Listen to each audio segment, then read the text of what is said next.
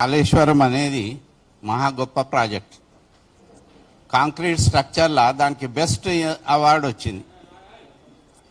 తమాషా ఏంటంటే ఆ కాళేశ్వరం ప్రాజెక్ట్ ఇవాళ ఎప్పుడైతే గోదావరిలో నీళ్లు ఉంటాయో అంతటా నీళ్లు ఉంటాయి కాబట్టి దాంతో పని లేదు. వానాకాలంలో కానీ నీళ్లు ఉన్నప్పుడు దాంతో పని లేదు. ఎప్పుడైతే ఎండాకాలంలో నీళ్ళు అవసరమో దాంట్లో గోదావరిలో నీళ్లు ఉండవు, అప్పుడు కూడా పని చేయదు.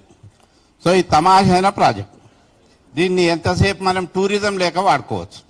ఏదో కొంత నీళ్ళు వస్తాయి, 3 TMC ఉంటుంది దాంట్లో రిజర్వాయర్లో, underground reservoir. Beautiful tourist place అయితే అవుతుంది. ఇది నిజంగా జరిగింది. నేను మొదటి నుంచి చెప్తున్నా, మా రిటైర్డ్ ఇంజనీర్స్ అందరు సపోర్ట్ చేస్తే కూడా నేను మొదటి నుంచి చెప్పింది ఏంటంటే ఇది వనికిరాదురా నాయనా అని చెప్పేది. కిందికి తీసుకుపోయి పంపులు పెట్టి అన్నప్పుడే అనుకున్నాం, కింద పెడితే భూమి లోపల పెడితే ఎప్పటికైనా రిస్క్ ఉంటుంది.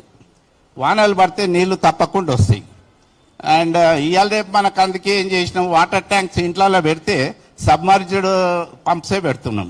ఆ వాటర్ ట్యాంక్లో పడేస్తాం పంప్స్. మరి అటువంటి ఏమన్నా ఇంజనీర్లు తలుచుకుంటే నీళ్ళలో మునిగినా నాశనం కావాలని అనుకుంటే మంచిగా ఉంటుంది. సో ఆ విధంగా చేస్తే బాగా, కానీ సొల్యూషన్ ఇది ఇంపార్టెంట్. నాకు తెలిసినంత వరకు, నా నాలెడ్జ్ వరకు ఇది టూరిజంకు పనికొస్తుంది. నీళ్లు ఎండాకాలంలో రావు, వానాకాలంలో రావు. ఇది మాత్రం సత్యం. ఇంకా చేయవలసింది ఏంది అన్నది ఇంజనీర్లు కూర్చొని డిసైడ్ చేయాలి. పాలిటీషియన్స్, బ్యూరోక్రాట్ డిసైడ్ చేస్తే ప్రాజెక్ట్ కొలాప్స్, అది పనికిరాదు. హాయ్ ఫ్రెండ్స్, మా టుడే టుమారో యూట్యూబ్ ఛానల్ చూస్తున్నందుకు చాలా థ్యాంక్స్. మరిన్ని లేటెస్ట్ వీడియోస్ కోసం వెంటనే సబ్స్క్రైబ్ చేయండి. అలాగే ఈ బెల్ ని కూడా రింగ్ చేసేయండి. మా నోటిఫికేషన్స్ అన్ని మీ మొబైల్లో వస్తాయి.